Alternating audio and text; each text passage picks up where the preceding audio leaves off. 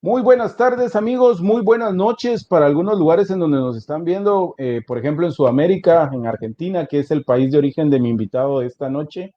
De verdad, muchas gracias a todas las personas que se han estado conectando, a las personas que nos han estado haciendo llegar sus mensajes, el interés por saber si se iba a quedar esto grabado o no, porque algunas personas por el cambio de horario, pero definitivamente nos hemos dado cuenta que este es un tema muy interesante al que le debemos de poner atención, pero sobre todo el que debemos de tomar en cuenta por la información que el experto de esta noche nos trae y que realmente, créanme, nos va a llenar de mucho valor agregado. Hoy está con nosotros un licenciado en Administración de Empresas, doctor en Ciencias de la Administración, con un posgrado en gestión. Esto quiere decir literalmente que el señor es experto en administración y ustedes se van a dar cuenta por qué es importante escucharlo esta noche. Es conferencista, consultor y capacitador especializado en las pequeñas y medianas empresas.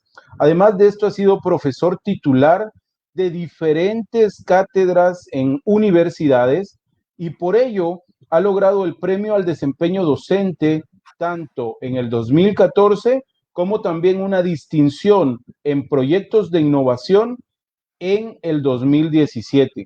Por si esto fuera poco, cuenta con más de 30 años de experiencia en todo lo que es el gremio de las MIPIMES.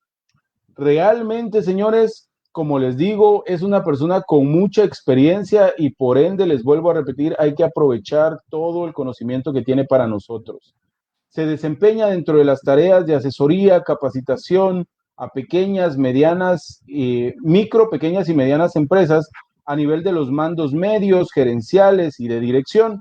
Colabora con diferentes universidades.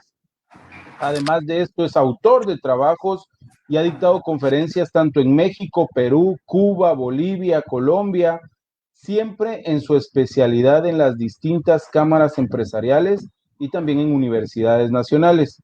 Además de esto, es integrante de equipos de capacitación de institutos PYME, del Banco de la Ciudad de Cámara de Argentina de la Construcción, de la Universidad Tecnológica Nacional y ASEMPIO, la Asociación de Empresarios PYMES. También ostenta la subsecretaría de la micro, pequeña y mediana empresa del gobierno de la Ciudad Autónoma de Buenos Aires, entre otros. Es representante y expositor único en Argentina de CLADEA, que es el Consejo Latinoamericano de Escuelas de Administración. Invitado por la Red Latinoamericana de Emprendimiento, ha sido invitado en ocasiones a diferentes países a generar disertaciones sobre estos temas que son su expertise. Es director del programa de gestión gerencial de la PYME en la Universidad Abierta Interamericana, organizador y coordinador de la primera, segunda y tercera Jornada Nacional de Pequeña y Mediana Empresa de la Universidad de la Universidad de Belgrano, desde el año 2016 hasta el 2018, integrante de diferentes comités, federaciones, de cámaras internacionales y orador dentro de todo lo que es la profesión de las especialidades de administración y de las pymes. Es un profesor seleccionado de vicerrector en la investigación de la Universidad Peruana Simón Bolívar dentro de un selecto grupo de especialistas, integrante de comité de evaluador, eh, creador y responsable de blogs de grandes pymes con más de 63 millones de visitas. Realmente, señores, para mí es un verdadero placer poder presentarles esta noche al doctor Juan Carlos Balda, pero sobre todo me llena más el poder decirles que hoy por hoy es uno más de mis amigos que suma valor a mi vida, tanto profesional como personal. Y Juan, déjame agradecerte públicamente el que hayas aceptado esta invitación y que hayas querido compartir con nosotros todo ese conocimiento que tienes. No, Jonathan, al contrario, el agradecido soy yo. Y voy a empezar pidiéndole disculpas a las personas que nos están oyendo y escuchando, porque evidentemente se deben haber aburrido con toda la lista que comentaste. Yo lo único que siempre digo, yo estoy abocado con pasión y con vocación a ayudar al micro, pequeño y mediano empresario porque soy hijo de empresarios pymes. Entonces, desde ese punto de vista, eso para mí engloba mucho más que todo lo que uno pudo haber hecho, porque es de donde es el propósito de vida.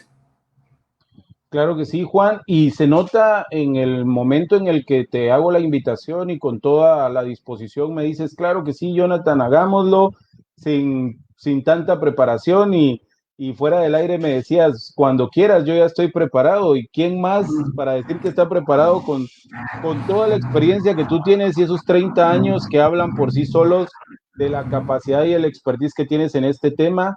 Pero Juan, para que más o menos las personas se vayan dando cuenta, porque me imagino que por ahí, en pleno siglo XXI y en pleno año 2020 y con pandemia y todo lo que quieras, todavía hay personas que no saben qué son las MIPIMES. Sí, seguro. O sea, básicamente, por ejemplo, en distintos países como la Argentina, la clasificación de MIPYME tiene más que ver con el monto de facturación que otra cosa. O sea, de acuerdo a los volúmenes de facturación, los gobiernos dividen a las empresas en micro, en pequeñas, en medianas tramo uno y tramo 2 en Argentina y en grandes. O sea, pero básicamente las MIPYMES son aquellas actividades, aquellos negocios que vemos por todos nuestros barrios, por todos nuestros países de Latinoamérica y que son las que realmente hacen el futuro, ¿no es cierto? Son ese grupo de empresas que normalmente llegan a ocupar casi el 99% de las unidades comerciales e industriales en cualquier país del mundo. Y además es básicamente la principal oferta de puestos de trabajo que tienen nuestras economías.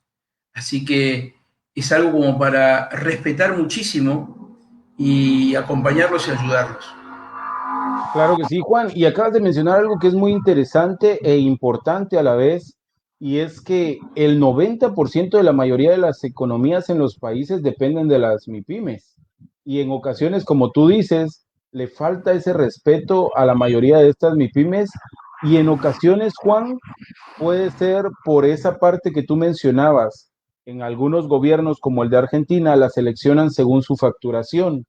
Y ese Correcto. creo que es uno de los conceptos con el que normalmente se encuentran las, los emprendimientos antes de convertirse en una micro, pequeña o mediana empresa como tal, porque el asunto es que estamos en ese juego de quién fue primero, si el huevo o la gallina, ¿no? O sea, inscribo mi empresa para empezar a operar o opero y después la inscribo y el emprendedor normalmente tiene ese conflicto de intereses de qué es lo que puede o debe hacer primero, ¿verdad, Juan? Sí, mira, realmente inscribir algo que no existe tampoco tiene mucho sentido. Por lo tanto, y cuando uno habla con los emprendedores, lo que uno siempre alienta es que las cosas comiencen a hacerse. Cuando uno encuentra la oportunidad de negocio, uno tiene que abocarse, uno tiene que esforzarse para poder capitalizarla y generar un producto o un servicio que realmente al cliente le haga la diferencia. Entonces, desde ese punto de vista, después llega un momento donde es necesario inscribirse. ¿Por qué?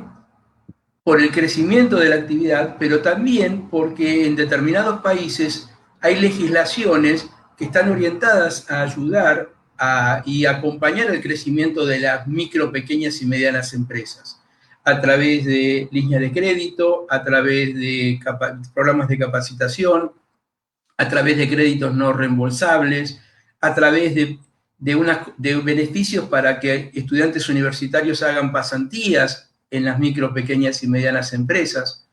Entonces, realmente el mensaje sería, empecemos a trabajar y después organicemos las cosas y emprolijémosla para que sea viable y sustentable. O sea, no tiene ningún sentido realizar una actividad que no esté marcada dentro de la legalidad. De forma tal que ese es el primer consejo que podríamos darles. Claro, y te preguntaba precisamente eso, Juan, porque con tu experiencia y tu expertise, es importante que una persona como tú nos comente esto, ¿no? Porque como bien tú lo dices, al final del día no se puede inscribir algo que no existe, pero tampoco puedes inscribir una empresa antes de empezar a operar porque te salen más caros los frijoles que la carne, como dicen por ahí, ¿no? Y, y Totalmente. realmente, y realmente, Juan, esto es lo que se convierte en el primer conflicto serio para cualquier emprendedor. Y si no podemos partir de ahí, menos aún poder establecer la ruta para generar la empresa como tal.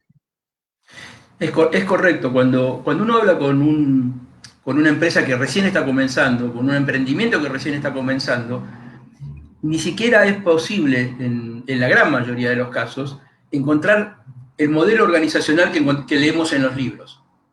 Nosotros nos formamos en las universidades para administrar empresas, pero las empresas para las cuales nos formamos son las empresas maduras, las empresas grandes, o que tienen ya una estructura organizacional determinada.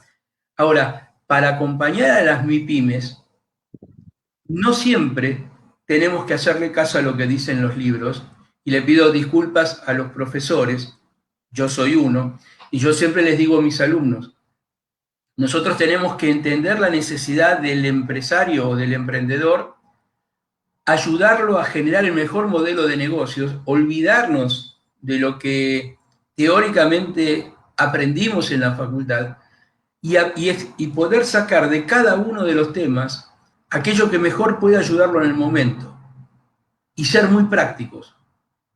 O sea, habría que reformular muy profundamente el sistema educativo universitario de toda Latinoamérica para realmente generar un perfil de profesionales que estén realmente alineados con las necesidades y con la demanda que tienen las pymes de poder tener un consultor o un acompañante, un guía que les dé elementos para poder crecer. Lamentablemente, la gran mayoría de las veces, las universidades forman a los jóvenes para trabajar en empresas grandes o para trabajar con gerentes, no los forman para trabajar con empresarios, no los forman para trabajar con los dueños o emprendedores. Y eso es un gran problema, porque normalmente los jóvenes con el diploma que reciben creen que tienen el derecho o la posibilidad de enseñarle al empresario a trabajar. Y eso genera mucho rechazo con el emprendedor. Claro, y acabas de mencionar algo que es muy importante, Juan, y es que la estructura académica, y de hecho se le recalca y de cierta manera también se critica el que la gran mayoría de catedráticos no sean profesionales que ejerzan en muchos de los casos la clase que están impartiendo. Por ejemplo, que quien está dando una administración de negocios tenga un negocio, que quien está dando una administración financiera sea un auditor, por ejemplo, ¿verdad? Y que realice las auditorías, porque realmente es la práctica la que hace al maestro, ¿no? Entonces, en ocasiones se critica eso mucho, pero como tú bien lo dices, tampoco la estructura a nivel académico está pensada o fue creada para que un emprendedor se llegue a formar como emprendedor a una universidad. No, porque deberíamos preparar programas muy diferentes, teniendo en cuenta las necesidades que tiene un negocio a lo largo de su ciclo de vida. O sea, los negocios tienen una etapa de nacimiento, de crecimiento, de madurez y de declinación. En cada momento requieren determinado nivel de acompañamiento profesional.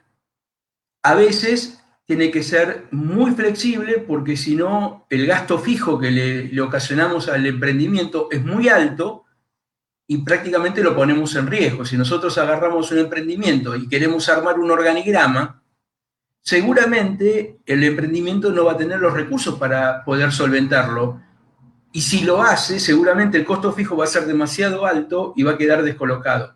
Ahí cuando el emprendedor nos dice, acá lo importante es que todos podamos hacer de todo.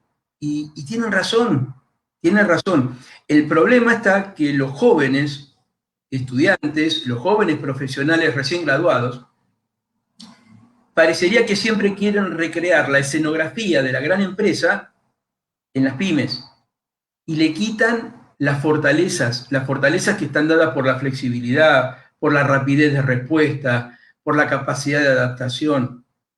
Mira, yo te voy a dar un ejemplo, ¿no? Cuando yo estoy con mis alumnos, una de las primeras preguntas que le hago es, ¿por qué les cuesta tanto trabajar en pymes? Y me hablan automáticamente de la resistencia al cambio del empresario. Y yo les digo, bueno, bárbaro, ¿y por qué el empresario es tan resistente al cambio para ustedes? Bueno, porque quiere hacer las cosas como las hizo siempre, porque cree que lo que le funcionó una vez le va a funcionar siempre, porque no quiere abrir los ojos a la nueva realidad. Y yo los miro y le digo, perfecto. Le digo, ¿y qué me cuentan de la resistencia al cambio de ustedes? Porque ustedes quieren hacer las cosas como las estudiaron, creen que porque aprobaron un examen saben de lo que están hablando y además tampoco quieren abrir los ojos a una nueva realidad. Prefieren vivir en la burbuja que les enseñan los libros. Lamentablemente, hasta que no rompamos con esa estructura, hasta que no generemos profesionales con el nivel de humildad que se necesita para poder escuchar a un emprendedor o a un empresario y entender por qué hace las cosas como las hace, normalmente vamos a tener problemas y va a seguir habiendo rechazos entre la universidad y la pyme. Claro, y más que nada es una de las acciones muy importantes que tú acabas de mencionar, es que cuando normalmente nos formamos en una universidad con poca experiencia dentro de lo que es un gremio empresarial, salimos con esa idea de que ahora que ya tengo el título, pues yo voy a dirigir y a decir cómo se hacen las cosas. Y como tú dices, al final del día no podemos en un conflicto de la empresarialidad en el área de producción, por ejemplo, ir a buscar qué dice Michael Scholl en el libro de recursos humanos, cómo hago para separar a dos jóvenes que se están peleando en el área de producción. No puedo Seguro. preguntarle, por ejemplo, a John Maxwell cómo hago para generar liderazgo en un grupo que me está generando una manifestación y que se pararon y que no van a trabajar el día de hoy. O sea, todo ese tipo de situaciones no nos la da nada más que la práctica, ¿verdad, Juan? Y esto es muy importante mencionarlo porque también el sistema, y como tú lo mencionaste muy bien de forma acertada al inicio, el sistema que a nosotros nos pintan de las grandes compañías con las marcas reconocidas y de transnacionales, no funciona de la misma manera para las MIPIMES cuando solo tienen, por ejemplo, 4 o 5 empleados y solo de gerentes, una compañía de estas tiene 25 gerencias. Seguro, Entonces, no funciona seguro. nunca igual.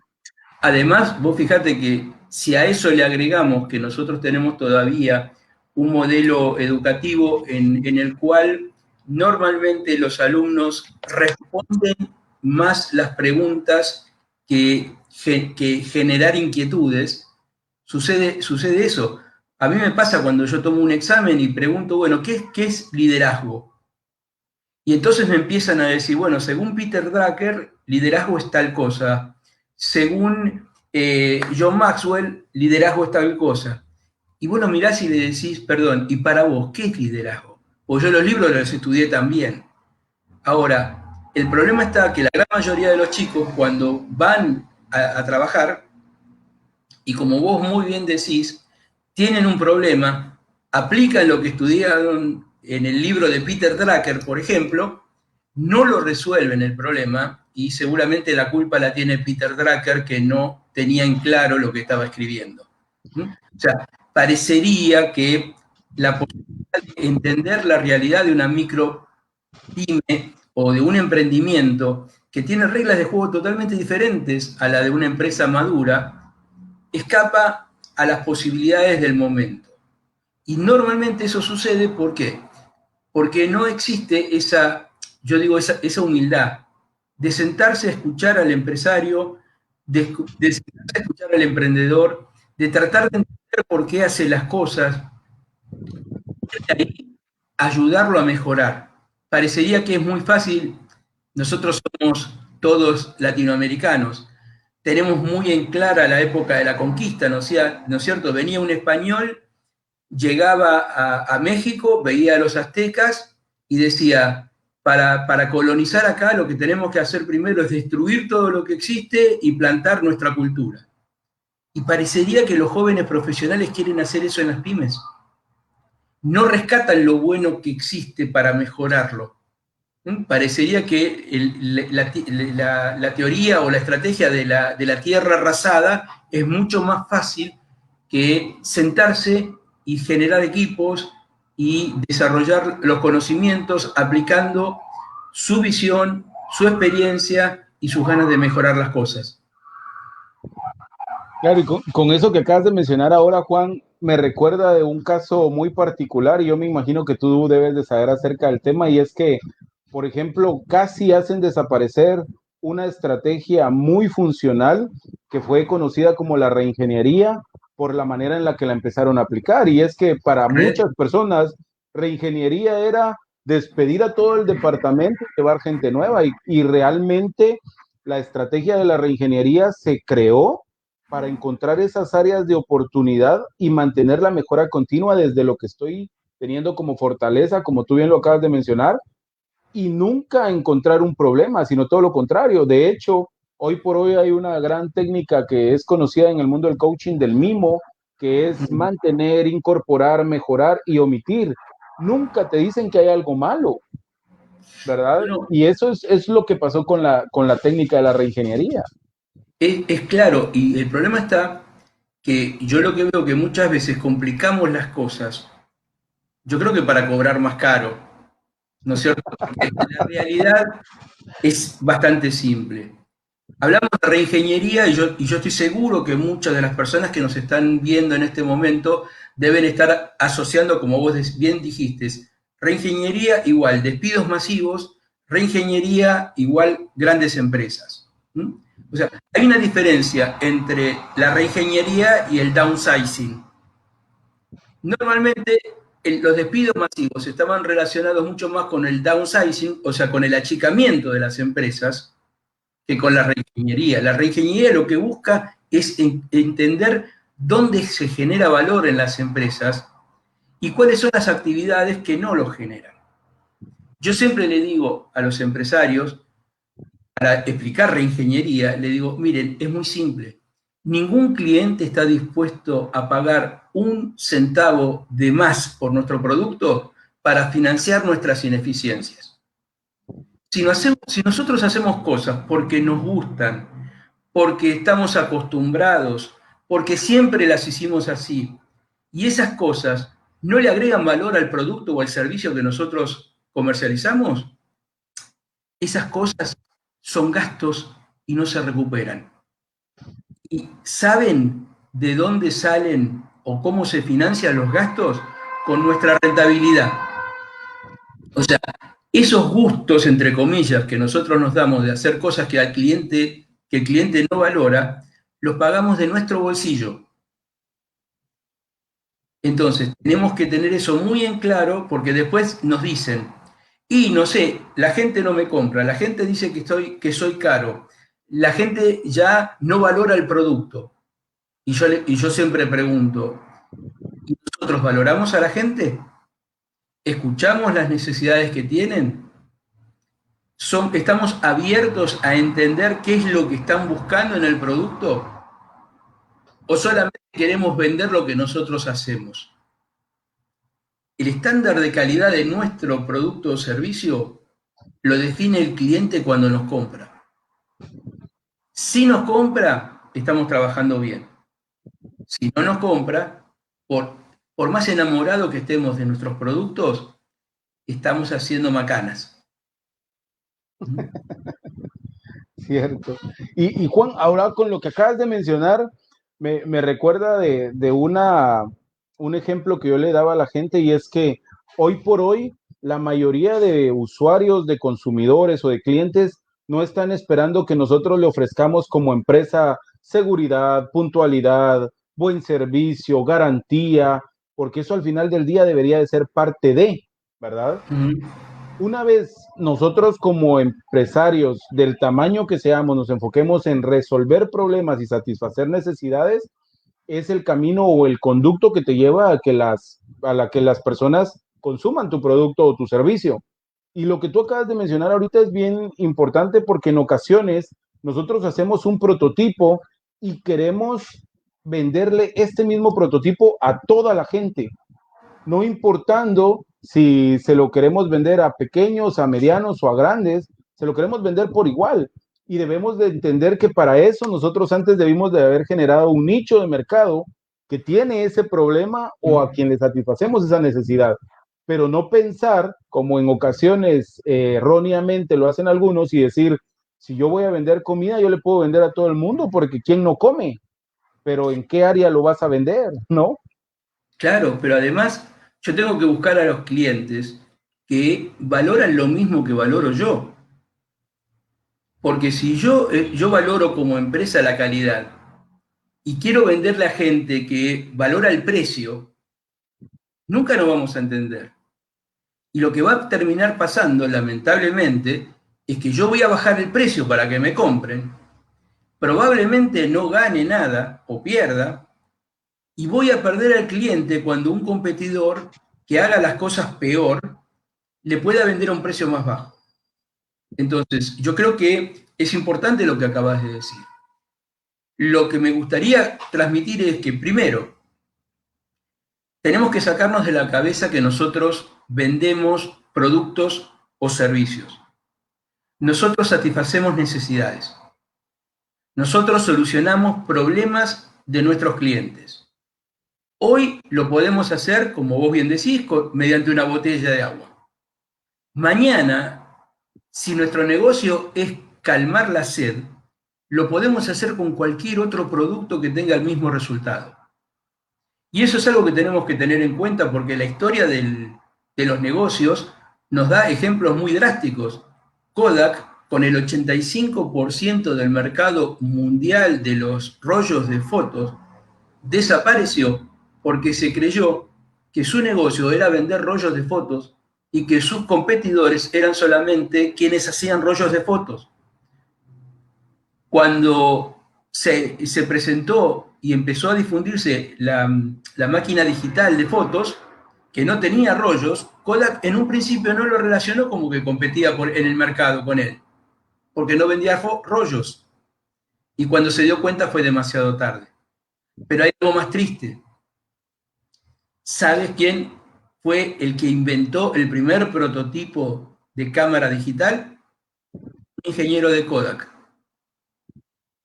Y le dijeron, ¿para qué? Si somos líderes. Entonces, yo creo que lo primero que tenemos que tener en claro es, como emprendedores y como microempresarios, que lo que nosotros hacemos es satisfacer necesidades. Tenemos que entender eso muy bien. No tenemos que inventar la pólvora para ser mejores y diferenciarnos. Tenemos que dar un buen servicio, un mejor servicio que los demás. O sea, tenemos que cumplir nuestros compromisos, tenemos que mantener la calidad constante, no tenemos que tener grandes variaciones de precio, tenemos que estar cerca de nuestros clientes, tenemos que dar un buen servicio de postventa, tenemos que acompañarlos permanentemente, tenemos que lograr que cada vez que el cliente sienta su necesidad, lo primero que le aparezca acá sea nuestro nombre. Y que no lo tenga que pensar, que sea casi como un acto natural. Y ese es el gran desafío que tienen los emprendedores y los empresarios micro-pyme hoy en día. Y eso es importante que lo tengamos en cuenta. Por favor, no piensen que tienen que tener una empresa grande para hacer las cosas, entre comillas, bien. Se pueden hacer siempre bien, desde chiquitos. Vos sabés que en mi blog, Grandes Pymes, el subtítulo es un espacio donde, para que la gente entienda que no es necesario ser una empresa grande para ser una gran empresa. Una gran empresa se puede ser vendiendo alimento en un carrito en la calle y dando un servicio óptimo a sus clientes. No es necesario tener tantos metros cuadrados, tanto nivel de facturación para hacer las cosas bien. Claro, y definitivamente eso que acabas de mencionar es algo a lo que le debemos de poner mucha atención, Juan, porque incluso hay un eslogan por ahí en una copa infantil que dice, no esperes a ser grande para ser grande.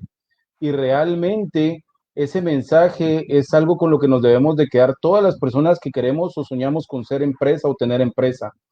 Porque cuando nosotros estamos enfocados en trabajar con base a la excelencia, no el perfeccionismo, con base a la excelencia, no Sí. importando el tamaño en el que nosotros estamos, nunca vamos a tener el problema de decir, atiende primero a este cliente porque es el que más paga o atiende primero a este cliente porque es el más grande. Uh-huh. Porque si empezamos nosotros dentro de nuestra empresa a sectorizar o a darle cierta prioridad a algunos clientes por tamaño o por dinero, ya empezamos mal a hacer nuestro trabajo porque eso al final del día se convierte en el cáncer empresarial. Sí, lo que pasa es que hay muchas veces, cuando las empresas son muy chicas, la persona que dirige es como que patea la pelota para adelante para tomar ciertas decisiones organizacionales de definir procesos, de ordenar la manera de trabajar, y la excusa bárbara que tiene es, bueno, cuando seamos más grandes, todavía somos chicos. Y vos bien lo decís, hay una versión, digamos, del management de esa frase que la dijo Thomas Watson, el fundador de IBM, que dijo algo más o menos así: si mañana querés ser una gran empresa, empezá haciéndolo hoy. Es el único camino que te va a permitir llegar a eso. O sea, se logra tener un gran negocio, como vos bien decís, por ejercitación, por hacerlo todos los días, porque en realidad la excelencia es un camino, no es un objetivo. Es como decir, es el horizonte, ¿no? Siempre nosotros caminamos y el horizonte sigue atrás. La excelencia no pasa lo mismo. Nosotros podemos ir mejorando cada día, pero nunca la vamos a alcanzar, a Dios gracias, porque eso es lo que nos permite mantenernos activos y con desafíos permanentes.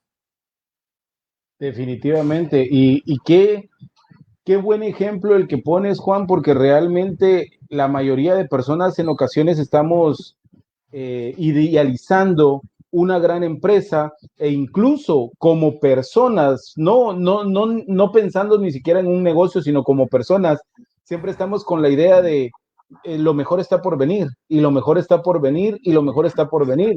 Y siempre hay un mañana, entonces, ¿cuándo será ese mejor por venir? ¿Cuándo lo voy a disfrutar hoy, no? Porque siempre estoy pensando en lo que va a llegar. Mirá, yo creo que hay dos lecturas de eso, ¿no? En lo que estamos diciendo, cuando uno dice, bueno, y mañana cuando sea más grande voy a hacer esto de esta manera, en realidad lo que estoy haciendo es procrastinar para no tomar decisiones que a lo mejor en este momento o no las puedo tomar, o no las sé tomar, o no las quiero tomar. Eso por un lado. ¿Mm? Pero por el otro, me encanta que hayas mencionado el tema de lo importante que es ser micro o pyme, ¿no es cierto? Porque yo te voy a decir algo, hay gente de excelentísimo nivel y de mucha trayectoria, gurúes, que han trabajado en empresas multinacionales, en corporaciones multinacionales, y han terminado entendiendo el diferencial que tienen las pymes. Por ejemplo, Tom Peters, el autor famoso de En búsqueda de la excelencia, el primer bestseller de management allá por los 80, él identificó una serie de características que tenían las empresas excelentes. Y yo te voy a decir algunas. Pasión por la acción, por hacer cosas. Especialización en lo que mejor se sabe hacer. Espíritu emprendedor. Escasa burocracia. Cercanía con el cliente. Son todas características pymes. Todas. Pero alguno puede decir, bueno, Tom Peters es un académico, es un gurú, es un consultor. Los invito a leer a Jack Welch, el CEO de General Electric. General Electric, a comienzos de este siglo, hizo un análisis para entender sus drivers estratégicos para el siglo XXI. Y tomó 4 o 5 características de las empresas que eran distintas. Las características son pymes de vuelta, y tanto es así que Jack Welch llegó a decir que el objetivo estratégico de General Electric era recobrar el espíritu y la pasión que tienen las pymes en cada una de sus unidades de negocio. Es decir, tenemos algo que es muy importante en la mano. Es como tener una buena arcilla. Podemos hacer una ánfora hermosa o podemos hacer un bollo de barro que termine tirado en el tacho de basura. El desafío es nuestro. Depende de nuestra capacidad de ver qué podemos hacer con esta masilla que tenemos en la mano. Y son nuestros negocios. Podemos hacer muchísimos. Estamos más cerca de los clientes que las grandes multinacionales. Podemos entender mucho mejor cuáles son sus necesidades si estamos atentos, si estamos pendientes y si tenemos ganas. Claro, y ahorita acabas de mencionar un dato que es de suma importancia, Juan, y es que la mayoría de las instituciones grandes llegan a tener esa productividad de manera masiva en todas sus unidades, precisamente porque siempre le están poniendo el detalle a esas famosas WENS, a las unidades estratégicas del negocio. Y, y cuando nosotros tenemos una pyme, la operación como tal es una WENS. O sea, es nuestra unidad estratégica de negocio, es todo lo que se genera está envuelto en esta unidad estratégica del negocio.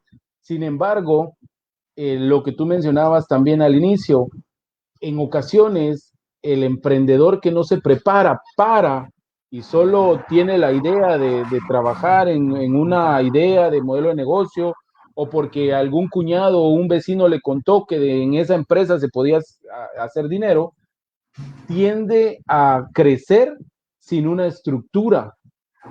Bien. Y si vemos el concepto, para poder crecer, nosotros todos buscamos ser una empresa grande o ser un conferencista grande o alguien de talla. Todos buscamos siempre crecer y ser grandes, pero para eso lo primero que hay que hacer es irse desarrollando, ¿verdad? O sea, para ser grande primero tienes que crecer y creces de ser alguien pequeño o de un negocio moderado, una micro. ¿Qué recomiendas tú, Juan, dentro de tu experiencia para todas esas personas que, por ejemplo, hoy están haciendo empresa dentro de una situación de pandemia, que hoy están manteniendo su negocio a flote dentro de esta situación de pandemia, pero que al final del día están con esa condición de no tener estructura y que es lo que en ocasiones nos mata a las pymes? Mira, hay algo que dijiste que para mí es importante compartir, ¿no es cierto? Cuando nosotros analizamos la realidad de las pymes en Argentina, en Estados Unidos, en México, en Colombia, en España, en donde ustedes quieran, las tasas de mortalidad que tienen los emprendimientos en los primeros 2 años no bajan nunca del 70-75%, en cualquier país que sea. Yo les explico a los alumnos normalmente porque, claro, en una economía catastrófica como es la Argentina, es muy fácil echarle la culpa al contexto. Y bueno, pero el dólar está a un valor exorbitante, los impuestos, la inflación, la informalidad, los sindicatos, la competencia, digamos, desleal, las importaciones, siempre la culpa la tiene alguien que no soy yo. Ahora, la realidad cuando los números son los mismos en todos lados, implica que hay algo mucho más allá que el contexto. Y de acuerdo a lo que yo estuve analizando en su momento, yo llegué a la conclusión de que el real motivo por el cual la tasa de mortalidad es tan grande tiene que ver con el modelo. ¿Cómo se da el nacimiento y el crecimiento de un emprendimiento que llegue a ser una empresa? Y lo voy a decir en una expresión que a lo mejor llama la atención. Pero yo creo que la gran mayoría de los emprendedores no se preparan para el éxito. ¿Qué significa esto?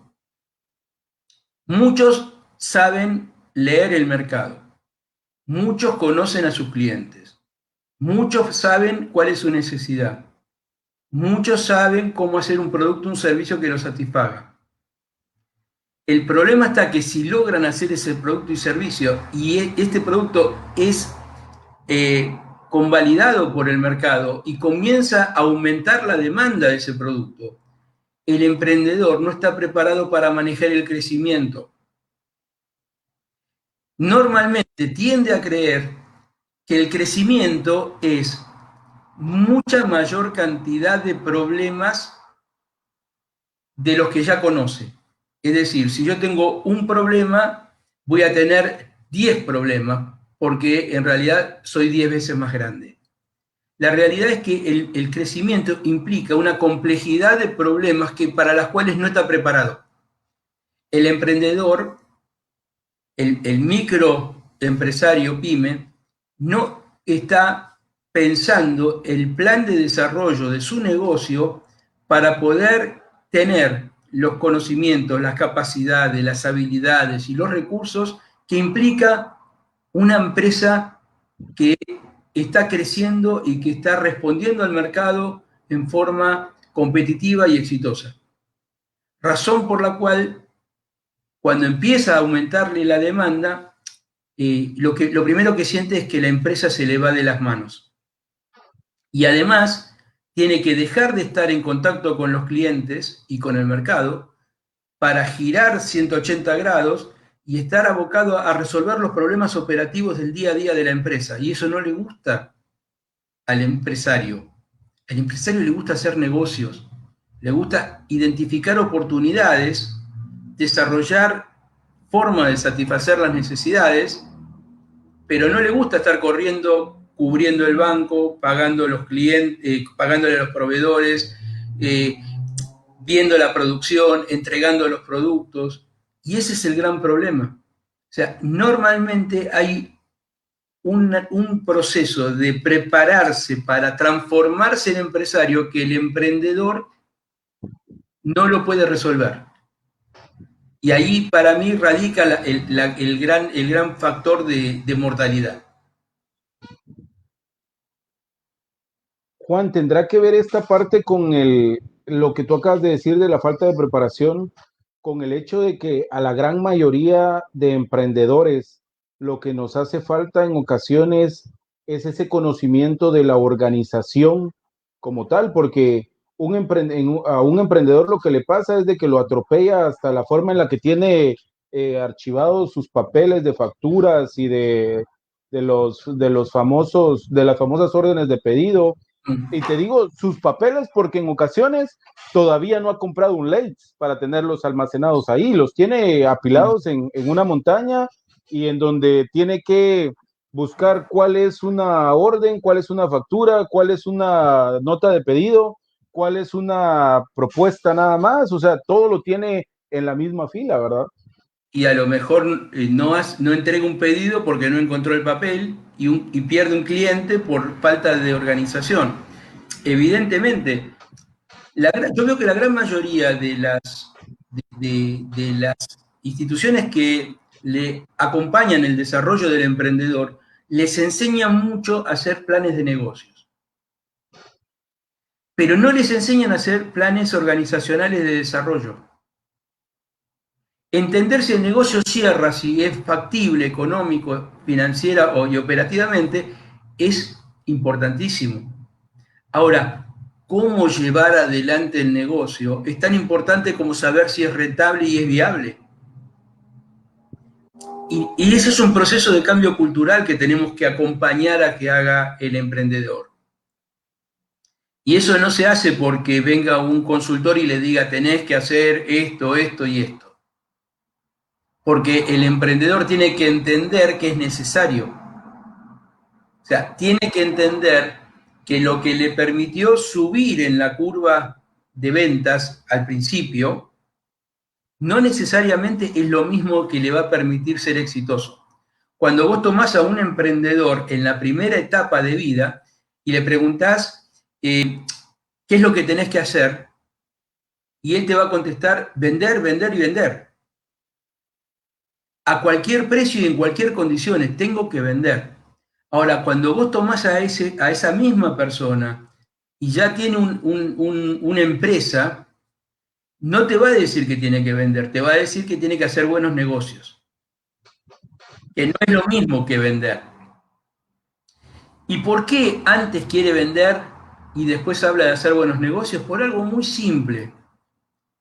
Cuando está en la curva, en los primeros tiempos del emprendimiento, lo normal es que el punto de equilibrio, o sea, el costo total que tiene, sea muy bajo, porque hay mucha informalidad. Trabajo con mi hermano, trabajo con mi señora que está llevando los libros, mi hermano hace la entrega de los productos, o mi hijo me ayuda, y bueno, y a fin del mes, lo que tenemos en el bolsillo, con eso vamos a vivir, y si tenemos que comprar una máquina, vamos a vivir con menos, y nadie se va a quejar porque estamos trabajando para nosotros.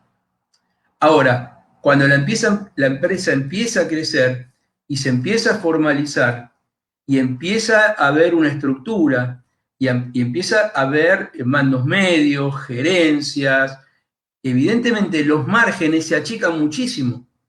Entonces, hacer una mala operación es muy riesgoso. Entonces, el problema está que el emprendedor cree que lo que le funcionó en la primera etapa, que era vender, vender y vender, porque tenía margen, le va a funcionar siempre. Y ahí es donde muchas veces por vender, mal vende. Yo te voy a contar una anécdota. Una vez yo estaba hablando en una empresa con un gerente, una empresa mediana con un gerente, y le pregunté, ¿cuánto le pagaste este mes a tus clientes para que te compren? Y me miró, se puso colorado y me dijo, ¿cómo me preguntás eso? Digo, sí, sí. ¿Cuánto le pagaste este mes a los clientes para que te compren? Nada, ¿cómo les voy a pagar? Yo les vendo, no les pago. Le digo, bueno, perfecto. Te lo voy a decir de otra manera. ¿Qué descuentos hiciste para que te compren? Un 15%. Ok. O sea, vos te das cuenta que cuando yo hago un descuento de un 15%, un producto que vale 10, yo le estoy pagando 1,5 al cliente para que se lo lleve, ¿no? Y ese 1,5 lo saco de mi bolsillo, del bolsillo de la empresa. Y después me pregunto, ¿por qué si estamos trabajando tanto no ganamos plata? Y no ganamos plata porque a veces vendemos a precios que no corresponden, no ganamos plata porque a veces le financiamos a los clientes más de lo que deberíamos, no ganamos plata porque a veces le vendemos a clientes que son de dudosa cobrabilidad, pero como lo importante es vender, le vendemos igual, no ganamos plata porque tenemos inventarios excesivos y después tenemos que pagar intereses para cubrir los déficits financieros que tenemos. Es muy fácil identificar el aumento de los costos cuando son insumos o servicios, porque nos dan una factura por eso, ¿no? Ahora, el aumento de los costos por no comunicarnos entre nosotros, por una mala gestión, por un liderazgo autocrático, por conflictos entre las distintas áreas de la empresa o entre las personas. ¿Cómo los cuantificamos? Nunca nos enteramos. Yo siempre digo, si yo tengo una pérdida de agua y tengo un chorro de agua en el medio de la empresa, es fácil encontrarlo. Ahora, si yo tengo cientos de canillas que están goteando y estoy buscando una fuente grande de agua, voy a pasar por al lado de las canillas y no las voy a cerrar porque estoy buscando otra cosa. Y en las pymes pasa eso. O sea, las pymes normalmente tienen cientos de canillitas que están goteando y que no les damos bolilla o no las atendemos porque creemos que son poca cosa. Pero sumadas equivalen al chorro o a las cataratas que estamos buscando y que no la encontramos nunca. Definitivamente. Y qué bueno, Juan, que nos mencionas esto, porque en ocasiones a muchas de las personas lo que nos pasa cuando estamos del lado del empresariado es que esperamos a que el problema sea grande, ¿no? Para Sí. poder supuestamente buscarle una solución. Y los problemas pequeños pues no nos hacen ruido o decimos, no, déjalo ahí. Desde la molestia de un colaborador hasta la molestia de un cliente, tienes que saber por qué se generó, porque eso no sabes cuánto puede repercutir en tu gestión. Y es algo muy significativo que al final del día ha llevado a empresas a la quiebra, como tú bien nos ponías ejemplos, el no hacerle caso a un colaborador cuando te está dando un prototipo, por ejemplo, tú nos mencionabas Kodak, no le hicieron caso y luego al final del día pensaron que no era su línea de negocio y terminaron quebrando, pero por ahí está la historia de un Ferrari también, ¿no? O sea, no le haces caso con ese carro y luego se va y te pone la competencia. Entonces, Seguro. todo en este tipo de ámbito suma y por muy pequeño que sea o por muy insignificante que parezca el asunto, debe de generar en nosotros, no, si no bien una preocupación, sí un interés por resolver cualquier tipo de conflicto que se dé. Y mientras más pequeño, mejor, porque mientras más grande sea, más difícil se convierte. Claro, o sea, nosotros lo que tenemos que tener muy en claro es básicamente cómo estamos haciendo las cosas. Y fundamentalmente tenemos que estar muy cerca de nuestros colaboradores. No hay ninguna empresa que sea mejor que la gente que trabaja en ella. Nunca. O sea, si nosotros logramos generar un ambiente de trabajo motivante, participativo, donde todos tengan la posibilidad de hablar y ser escuchados, es mucho más fácil que la gente se ponga la famosa camiseta que decían los empresarios de antes, ¿no? Cuando se quejaba, la gente no tiene puesta la camiseta de la empresa. Falta identidad. Y yo le pregunto a los empresarios muchas veces, porque al día de hoy me lo preguntan, ¿no? Me dicen, no, porque yo estoy solo al final, si quiero que hagan las cosas las tengo que hacer yo, porque acá la gente no se pone la camiseta. Y yo les pregunto, ok, digo, ¿y qué está haciendo usted para que se ponga la camiseta? Porque la gran mayoría de las veces lo que las empresas hacen es inconscientemente todo lo posible para que la gente se saque la camiseta. ¿Mm? O sea, no se integra a las personas, no se las hace participar de los proyectos, no se les explica por qué estamos haciendo las cosas, simplemente se les dan órdenes y esperamos que respondan como respondían nuestros abuelos, que tenían una cultura totalmente diferente. Hoy en día los millennials, si no entienden por qué están trabajando, no trabajan.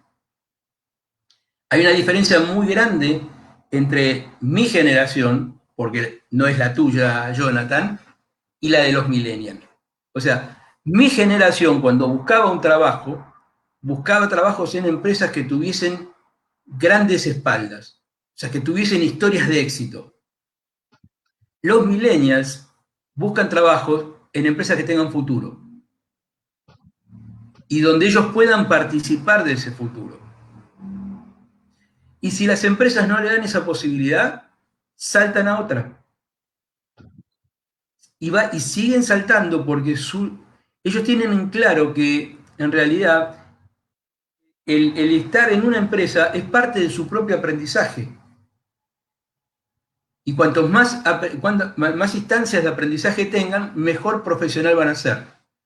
Para nosotros, lo ideal era entrar de jóvenes en una empresa y jubilarse en la misma. Eso significaba identificación, pertenencia, compromiso. Hoy en día el compromiso está dado por los aportes, por la participación y por la posibilidad de cambiar cosas. Y la gran mayoría de los emprendedores eso lo ve muy bien cuando está en una etapa inicial y es muy, y es un gran soñador. A medida que va subiendo en la escala de la empresa, y parecería, ¿te acordás el libro del el Caballero de la Armadura Oxidada? Ajá, sí. Bueno, parecería que el emprendedor, a medida que va creciendo la empresa y que se va transformando en empresario gerente, se va cubriendo con esas armaduras y va perdiendo la pasión y esas ganas de cambiar el mundo. Y en realidad lo que termina buscando es cómo mantengo lo que tengo. Y pensar en mantener lo que uno tiene es el primer paso para empezar a perderlo. Juan, Sí, discúlpame que te interrumpa ahí, pero una de las situaciones que pasa, Juan, y que yo me he dado cuenta mucho en este mundo del lado, no de la asesoría, sino del coaching, es que precisamente estas palabritas que tienen tanto poder, ¿no? Es que ahora que crecí tengo que organizar, ahora que crecí tengo que controlar, ahora que hice tengo que, y antes solo queríamos, es que yo quiero ayudar a la gente, es que yo quiero impactar al mundo, es que yo quiero esto, yo quiero. Y entonces cambias la palabra quiero por tengo. Y eso sí, definitivamente acaba con cualquier pasión, Juan. exacto. Y el que no tiene los ojos con ese brillo, no lo puede contagiar. Entonces nosotros queremos que los demás tengan la pasión que teníamos nosotros y nosotros estamos, parece, con una manguera apagándole el fuego que tienen adentro.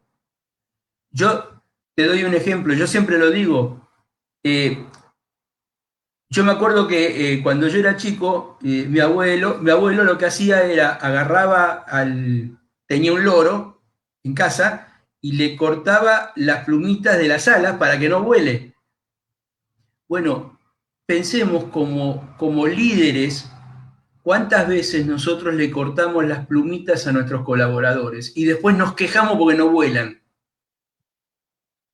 O sea, le pedimos que hagan lo que nosotros les decimos, le pedimos que no piensen, porque para eso estamos nosotros, le pedimos que cumplan lo que le estamos planteando y después decimos, a ellos no se les cae una idea. O sea, No tenemos, aportan, no opinan, pero claro, tampoco les permites. o sea, ¿qué estás haciendo para generar las ganas de que participen? Y otra cosa, ¿qué estás haciendo para que no tengan miedo a abrir la boca? Ojo que si no abrimos la boca, las grandes ideas que tenemos en la cabeza no se verbalizan y no se comparten, ¿no? O sea, es importante como líder, Y lo peor de no compartirlas o de no verbalizarlas, no se crean, ¿no? Para nada, nunca se crean. ¿no? No, no, y ahí es cuando te dicen, sí, yo lo había pensado eso, pero nunca lo hice. Y El vos te hubiera, quedás, claro, yo lo tenía en la cabeza, yo siempre pensé que iba a ser así. ¿Y por qué no lo hiciste? Porque si yo salía de lo que estaba haciendo, mi jefe me sancionaba. O porque si yo se lo decía a mi jefe no me iba a escuchar. O mi jefe lo iba a plantear como una idea de él, ¿no? Depende. oh, esa es otra de las cosas, es que me puede mover la silla, me va a quitar el puesto si yo le digo, no, ese es uno de los frenos más grandes que tiene la empresarialidad y con lo que deberíamos de estar, número uno, acostumbrados y número dos, eso es un riesgo que todos debemos de correr. Al final del día, pase lo que pase, tú ya lo dijiste y como tú bien decías, si no lo expresas, ¿cómo sabes si se te va a dar la oportunidad? Cuando lo que todos buscamos es una oportunidad, pero no las expresamos, entonces, Además, como líder, mi función es lograr que mi gente cada vez sea mejor. Está mal haber dicho mi gente, porque si parecería que fuese un recurso mío, ¿no? O sea, que la gente que colabora conmigo, mi equipo de trabajo, el equipo que trabajamos juntos, sea mejor. Mi función es que ellos crezcan y que bueno, florezcan. Juan, yo no sé qué piensas tú ahí con eso, pero si yo digo mi gente, como tú bien lo pusiste en el Sí, contexto de mi gente porque hacen lo que yo digo, quizás está mal, pero si yo digo sí, mi gente porque son parte de y yo soy correcto. parte también de ellos, entonces yo considero que es comprometerse con. Y ahí tal vez seguro. sí cambiaría la cosa, porque en muchas de las ocasiones lo que pasa también es esto. Dice, no, dile a mi empleado, dile a mi secretaria, dile a mí, o sea, los mandas a todos con lo tú, como que si, Sí, ahí sí, como tú decías, como que si fueran de mi propiedad, ¿no? sí. Entonces, yo me lo llevo y se lo entrego a mi secretaria, yo se lo paso dejando a mi mensajero, yo le aviso a mi bodeguero, o sea, es muy distinto el concepto, pero Correcto. ahí es en donde está también la diferencia entre cuando las personas están fungiendo como líderes o cuando están como jefes. Exactamente. O sea, yo normalmente les digo a mis alumnos, ¿no? Cuando digo, ¿cómo se ven de acá a 5 años? Y yo me veo como gerente, como empresario, como emprendedor, como lo que sea. Digo, bueno, bárbaro. Lo que están estudiando hoy en día, si son inteligentes y lo aplican bien, les va a permitir probablemente llegar a ese punto. Ahora, en el momento que llegaron, todo esto no les sirve para nada. ¿Por qué? Porque el trabajo que van a tener que hacer ya no es ser el mejor en hacer algo, sino que el trabajo que van a tener es cómo coordinar equipos de personas, cómo generar motivos, cómo generar futuro para la gente que los rodea. Entonces, yo si soy un gerente y tengo jefes de distintos departamentos que trabajan conmigo, tengo que lograr que ellos quieran ser los mejores en lo que ellos hacen. Ese es mi rol. Si yo creo que ellos en su crecimiento están poniendo en peligro mi posición, yo no solamente soy un inseguro, sino que simplemente no entendí cuál era mi rol. Porque mi rol es que ellos me pasen. Y yo no voy a perder importancia si ellos son mejores que yo. O sea, aquello de que un buen discípulo es el que supera al maestro, es válido. Pero en la Grecia clásica, donde surgió este dicho, los maestros que eran superados se ponían felices. Y nos pasa como papás. Como papás nosotros queremos que nuestros hijos sean mejor que nosotros. Entonces, ¿por qué no trasladamos eso también a todos los órdenes de nuestra vida? Y ese es el gran desafío. Claro, y una de las cuestiones ahí, Juan, es que como tú bien lo usaste en una palabra muy acertada, inseguridad, también la otra cuestión es que eso en lugar de preocuparnos, nos debería de dar una razón para seguirnos tecnificando y entender que necesitamos actualización. No, no Totalmente. es que no seamos líderes o que no sepamos, simple y sencillamente necesitamos actualización. Y esa es parte del crecimiento. ¿Quién es el mejor maestro? El eterno aprendiz. O sea, necesitamos una gran actualización. Y Permanente. te voy a interrumpir un poquito, Juan, para poder saludar a las personas que están por acá conectadas viéndonos. ¿Cómo no? Saludos a Niushka Quiñones, que está acá en Estados Unidos, pero ella es venezolana, a Fernando de León, mi estimadísimo amigo allá en Guatemala, Ana Meléndez, también una tica que está haciendo historia acá en Estados Unidos, mi amiga linda Amarillita, que está por ahí, dice bendiciones a ambos, Giovanni Fuentes, gracias por estar ahí conectado, Carelia Rojas, qué bueno que estás conectada, Carelia, te va a servir mucho esta charla. A Niushka dice por ahí, gusto de escucharles, totalmente de acuerdo. A Carlos Salier, de verdad, gracias Carlos por estar por ahí conectado, a mi esposa Karen Cano, y ahora entiendo por qué las caritas tristes que estaban apareciendo y las caritas enojadas, yo dije, ¿a quién no le estará gustando esta charla que está tan buena?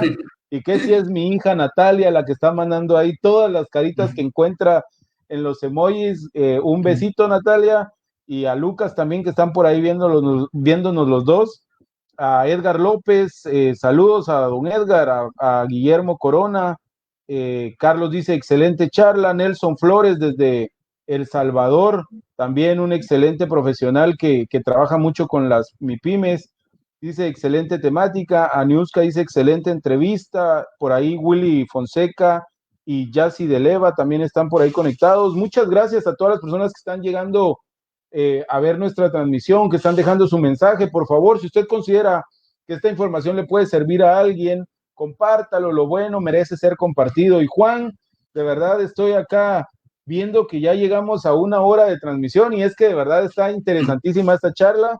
Yo creo que podríamos pasar hablando horas contigo y yo no me aburriría y estoy seguro que la gente que nos Seguro. escucha tampoco, pero vamos por cuestión de cómo se maneja esto en redes a hacerte la última pregunta para ir finalizando. Y me gustaría, Juan, que tú nos contaras, ya tomamos la decisión de tener una empresa y vamos por ahí en la formalización y tenemos una micro. ¿Cuál sería la estructura, según Juan Carlos Balda, para llevarla a una mediana empresa? Básicamente lo que tenemos que tener muy en claro, y perdón si soy reiterativo, ¿no es cierto? Nosotros tenemos que poner al cliente en el centro de nuestro negocio. Todo lo que hacemos en todos los órdenes es para que el cliente, ese señor, esté feliz y quiera volver a comprarnos. Por lo tanto, tenemos que ser muy cuidadosos de cómo invertimos nuestros recursos para poder darle una propuesta de valor que además sea adecuada para su bolsillo.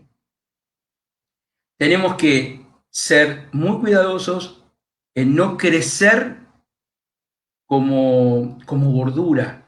O sea, tenemos que desarrollar musculatura empresarial. ¿Mm? No es necesario ser grande, es necesario ser mejor. ¿Mm? Hoy en día la economía colaborativa nos da muchísimas oportunidades. No estamos más en el siglo XX de que, en donde las empresas querían ser los dueños de los recursos. ¿Mm? Antes, si yo quería entregar los productos, tenía que me compraba un camión, tenía una flota. Hoy en día lo mando por cualquier delivery y busco tratar de que la gran mayoría de lo que antes eran costos fijos pasen a ser variables. Si uso, pago. Si no lo uso, no tengo un gasto inmovilizado. Tengo que ser muy cuidadoso en el uso de los recursos, porque tengo que invertirlos todos en aquellos que realmente le produzcan valor a mi cliente.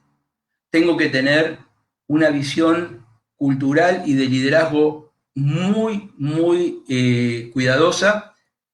Tengo que entender que un cliente feliz ocurre mucho más fácil cuando hay un colaborador feliz que lo está atendiendo. Y para que haya un colaborador feliz, tiene que haber un ambiente de trabajo que genere y que no mate esa felicidad que trae a las 8 de la mañana. ¿Sí? Y eso es responsabilidad nuestra como empresarios. ¿Mm? Steve Jobs dijo una vez, si yo quisiera que mis empleados estén felices siempre, sería heladero. ¿Mm? Yo no digo que tenemos que generar un circo adentro de la empresa, pero sí una instancia en donde la gente se sienta con ganas de poder participar. Y eso solamente ocurre cuando la gente se siente parte. Cuando la gente siente que está trabajando para otro, para un dueño, la gente no se motiva. Cuando la gente siente que está trabajando para otro, pero ese otro es el cliente, entonces sí. Entonces yo lo que les recomiendo es eso, ¿no? O sea, tengan cuidado con cómo crecen, sean inteligentes para crecer. No compren recetas universales porque no hay recetas universales en la administración de empresas. Cada modelo de negocio, cada estructura y cada cultura requiere una manera distinta de configurar la organización y el negocio. Pongan al cliente en el medio. Y siempre, cada vez que van a generar algún área o incorporar un nivel en la estructura o algo, piensen, ¿el cliente estará contento? O sea, ¿esto mejora el servicio al cliente? Si la respuesta es que sí, háganlo. Pero si no, no, déjenlo de lado. Así que creo que esa es la idea, querido amigo.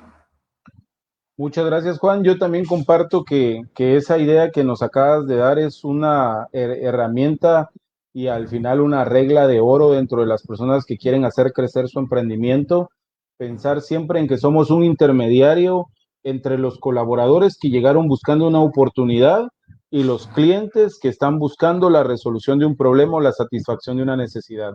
Y no hay más, somos solo el intermediario y debemos de quedar siempre bien con ambos. Juan, de verdad, muchísimas gracias.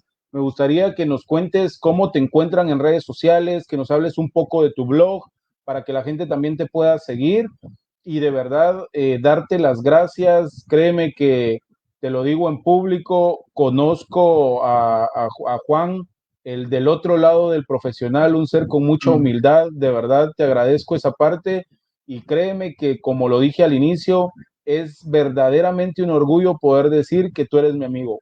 Muchas gracias por aceptar esta entrevista y por participar cada vez que se te pide un apoyo, mi estimado. No, por favor, para mí también es un gusto estar junto a ustedes. Me pueden ubicar en las redes, ya sea por mi nombre o por Grandes Pymes, que es mi blog y mi consultora de gestión y de capacitación. Como decía Jonathan, yo me dedico fundamentalmente a acompañar más que a asesorar, porque me gusta que la gente crezca y que camine al lado mío. No me gusta ser el maestro que le dice a la gente qué es lo que tiene que hacer. Entonces, desde ese punto de vista, hago o presto mis servicios tanto en forma online como presencial en mi país y básicamente trabajo para que el empresario de la micro, pequeña y mediana empresa, el emprendedor, pueda tener no solamente un negocio con una excelente calidad de gestión, sino fundamentalmente con una excelente calidad de vida.